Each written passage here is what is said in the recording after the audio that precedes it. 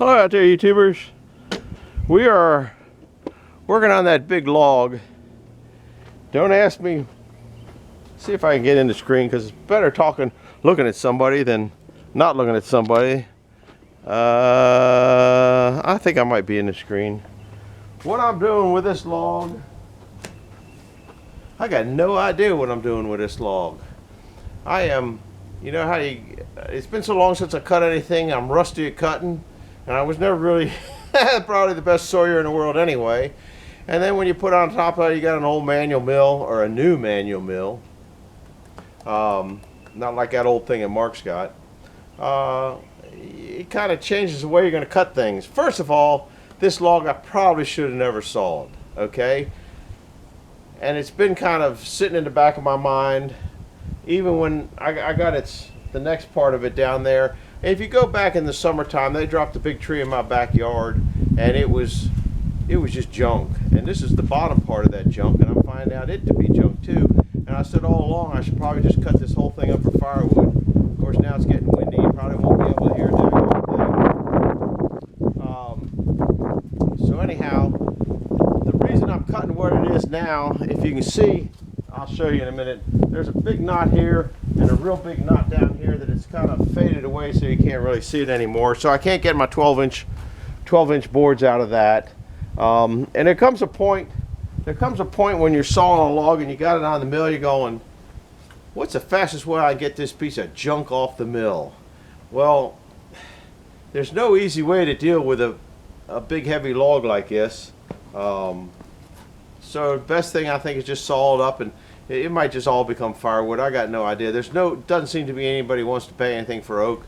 I think if you had, to give you an idea how things are down in this area, if I had a $20 bill on a table trying to sell it and asking $10 for it, they'd probably be telling me it ain't worth that, which it might not be, I guess, now that you think about it. Anyhow, so that's how, I don't know what I'm doing with this log. I'm just basically wanting to get it off the mill. If I can get the two 2x12s out of it, then I'm happy, and anything else I get is just good. But this board, like I said, this face here is junk.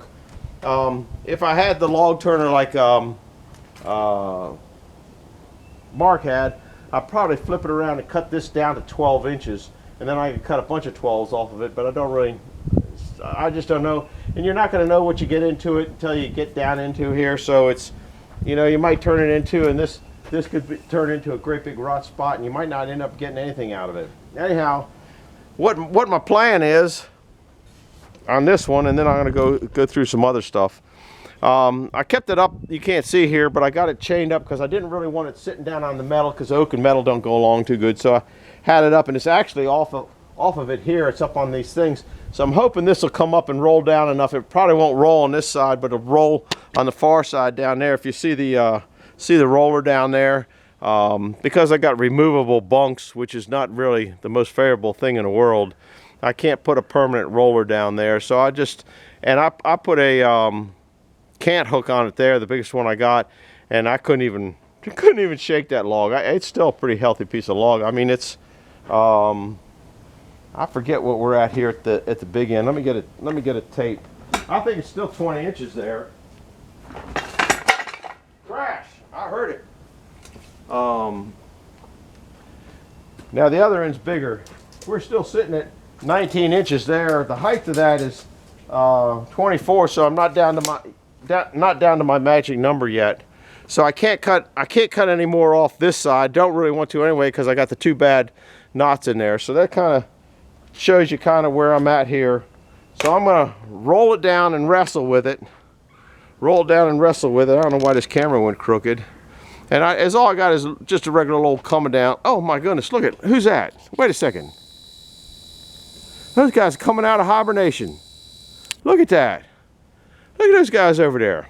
Anyhow, I just got a regular old come along, and I'm hoping that'll pull it down, because it's already started on pulling this down, and then wrestle it back into the mill so I can cut it. So the other thing I was gonna explain or talk about or whatever, a lot of people commented on, the camera that I use and the batteries I use and all that kind of stuff. I'm using what I had to make the movies, okay? don't really feel like investing a whole lot of money into it unless I found what I wanted. And I couldn't find what I wanted. I went to the camera store about a week and a half ago. By the time you see this, it might have been 2 weeks ago. I got no idea. But anyhow, the battery always going dead. The battery always going dead. The battery always going dead. This battery is no bigger than a pack of matches, if anybody even knows what a pack of matches is anymore. So if I come out and like I have the camera on the thing now and it's as cold as it was yesterday, okay, I might only get one movie out of it. And yesterday it was 38 degrees and windy out here enough that it knocked that battery out real quick. And on the day before, now I put 2 movies on. There's a couple short ones coming up. I'm just going to put both of them on at the same time, which by the time you've seen this, you've already seen that. But the explanation for that is because I put the battery in my pocket, warmed it up, and then it had another 15 minutes to go. So that's why I did that. So I keep the camera when I come out on a shoot like this and let it go. And as soon as I turn it off, which is 30 minutes, it turns off itself. Okay, I put the camera back in my pocket. Now, some people say, well, just put another battery in there. Okay, the problem with that, when it starts to go bad, just put another battery in it, then you've made 2 movies. And I do not know how to put the 2 movies together to make one long movie. Okay, I don't know how to do that. So as soon as that camera goes out at 30 minutes, I can't make an hour-long movie. And I don't really want to make an hour-long movie. The reason I don't want to make an hour-long movie, I got an old computer up there at the house that I've had for as long back as I can remember. When I have a 30-minute movie, it takes me an hour and a half to download it onto YouTube. My computer, I have to sit there and babysit it, or it goes to a go to sleep mode. Okay, when it goes to go to sleep mode, okay, it stops doing everything. It goes to sleep. I can understand that. So I have to sit there, and that's when I do a lot of answering of the YouTube people and stuff like that, and try to take care of that stuff. So that's another reason I didn't particularly like making longer movies, because I just have to sit there for so long and keep that thing awake before it goes to sleep in about 10 minutes. And I know that there's a way to change it, but I don't know how to do that. I just not a computer person. I got a new cell phone and I don't know how to make that thing work, and it just drives me crazy. After I don't know how many years I have my old flip-up phone, they changed, I don't know, but I don't know how to work it. So we're going to get back to sawing this, but that's why I don't just go out and buy a bunch of batteries. It wouldn't do me any good for what I'm doing. So we're going to come back here and we're going to get back into what we're here for, and at least get a couple saws off, a couple chips off this, I hope. It just interesting. Another thing, Mike Morgan, he just did a video. In fact, I was watching it today on sawing a big white oak log on a manual mill. And when you watch him do that, he's great. I watch all of his movies. I always leave a thumbs up. Doesn't matter what, to anybody I watch, I always leave a thumbs up and leave a good comment. Anyhow, a lot of stuff gets edited out of his stuff that you don't see. So if there's a problem, you're not seeing it. If I got a problem here, you're seeing it. You're seeing me wrestle all those. You watch him, next thing you turn up, his log's turning booming on there. And I did that with the last one. And I also did that with what you didn't see is down there is I got rid of all the slab wood off of this. There's my electric chainsaw. Charge the batteries up because I don't have any gas. Oh, I went to the store to get gas. And sure enough, it's $38 a gallon. That's why I'm here. I'm going to talk to everybody, because everybody out there that watches this show has probably got a chainsaw.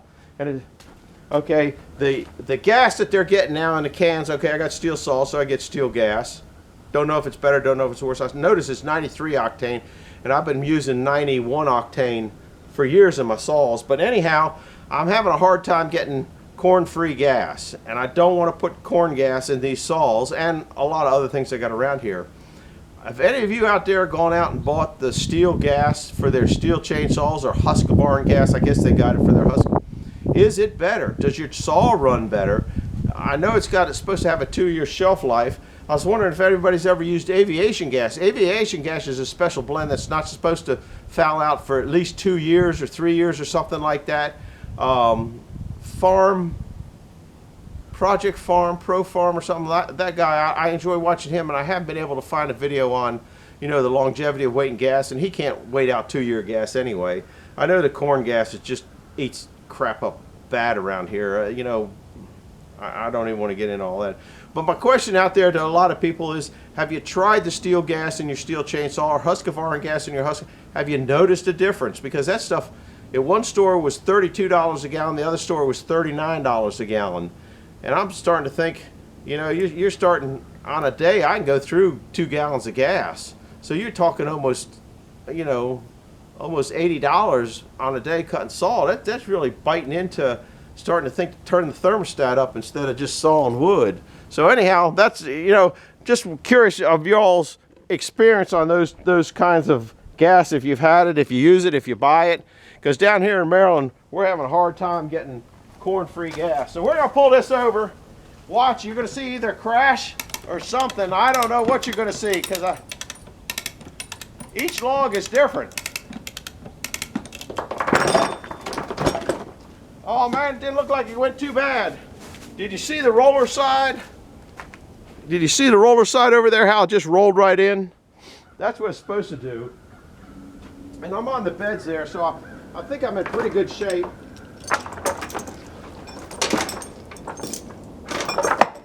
That went all right. Take that one out. I got my big hickory stick, which you guys have seen it in the past. Hickory makes a heck of a stick. I don't remember which end's my go-to end, but this thing is pretty big. So is the long. See how that side slid right in? That wasn't too bad. So when you think about it, took a little, I'm huffing and puffing again. Took a little bit to get it down there, but it wasn't too bad. I got to push that in. If I had 2 of those rollers, that would have been pretty smooth. I'm back to where that hickory stick, I'll tell you what, that thing's a bear. We sawed that out years and years ago, and the guy's house that it was kept in that, we sold it into octagons, or took the edges off it because he was turning them into Canton picaroon, or not picaroon, PV things. I don't know why they call them what they call them, but anyhow, it's the place that he kept all that stuff was in a real old house, and it caught on fire and burned down, and that's why the handle on that is the color it is. All right, we're going to turn on the saw. I'm going to take you over to the other side because I think you can kind of see a little bit better there. I don't have all that torture like Mark has up in Bus Motor Production, because he's got a lot of stuff he's got to do in that house, and he's got to move his camera. He's got to go to move his camera. That makes it pretty nice. Anyhow, we're going to start the saw, so you're going to have to put your ears on. I'm going to try to get a 12-inch face on there. Once I got a 12-inch face, I'm going to take 2 boards, and then I got to rethink anyway, because then I can edge the top bark of it. I'm within my magic number. That magic number means how much that blade will go through. You know, that was another thing. I said in one movie that it was a 52-inch blade. It might be a 50-inch blade. It was just something I had in my scrap pile when I took that 56 off. Yeah, that's a 50-inch blade, so that's a pretty small blade. So anyhow, we're going to start up, get going. I'll put my eyeballs on, put some old oil in these bearings because they're Babbitt bearings. I probably should have oiled the mill up, but it just sawed a little bit yesterday. So yeah, that's a small blade. That's a 50-inch blade. I mean, that's a baby blade. So that I got 3 inches less cut than I'm used to back here. The new blade that I got that I still haven't put on yet, a lot of controversy on that, is a 54. So that give me 2 inches deeper cut. So when you run a little blade like this, it's kind of a pain.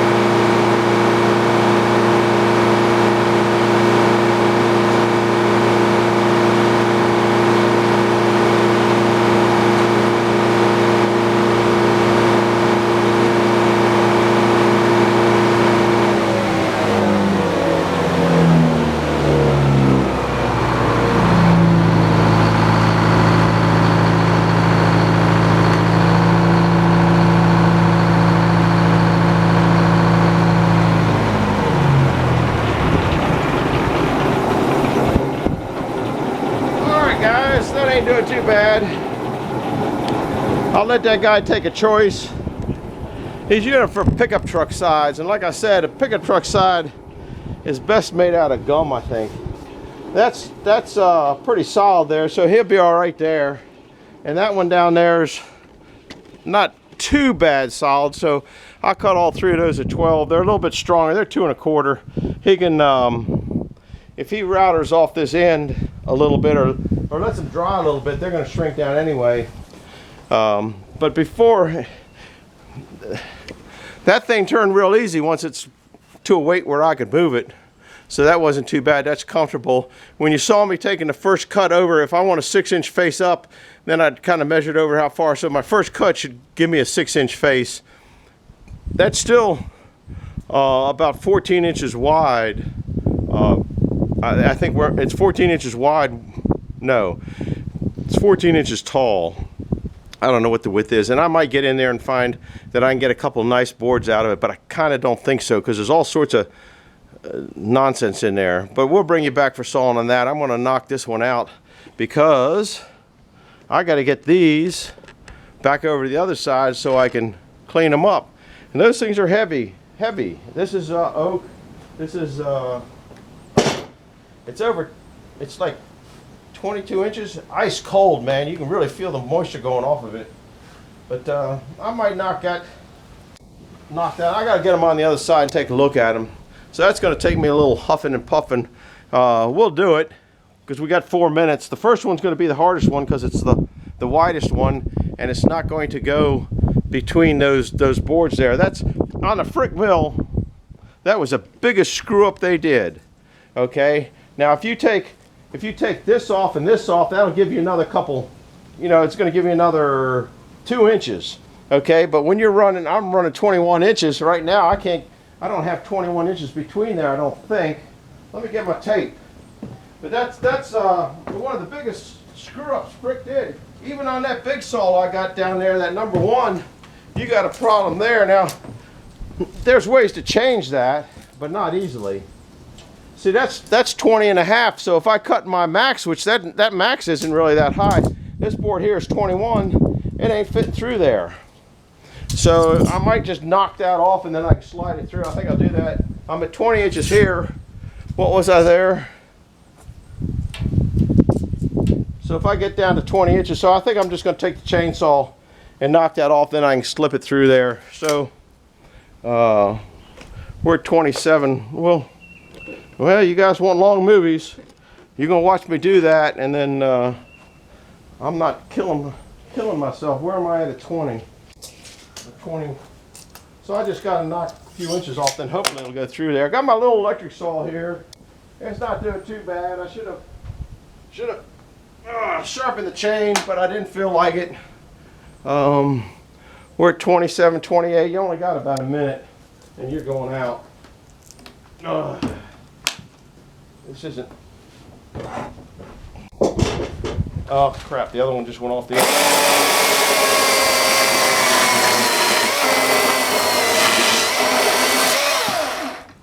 I think that'll make it now. I think it's Shive says you're making noodling. I think that's what that was. Ouch. Hit my knee. Let's see if that'll slip through there. It'll slip through there, it'll be a whole lot easier.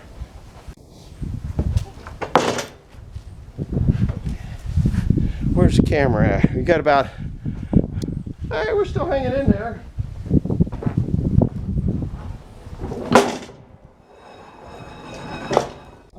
Now that's getting in the way down there.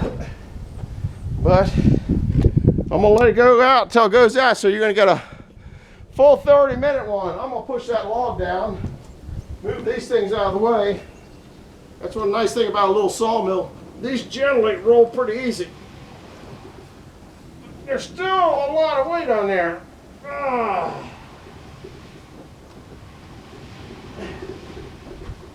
All right, we're good there.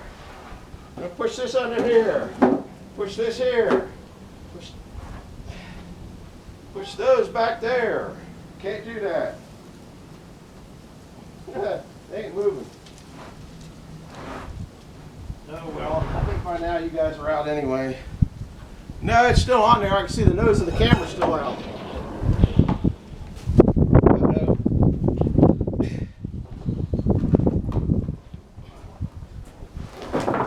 That's a chunk of wood, guys. That's a chunk of wood.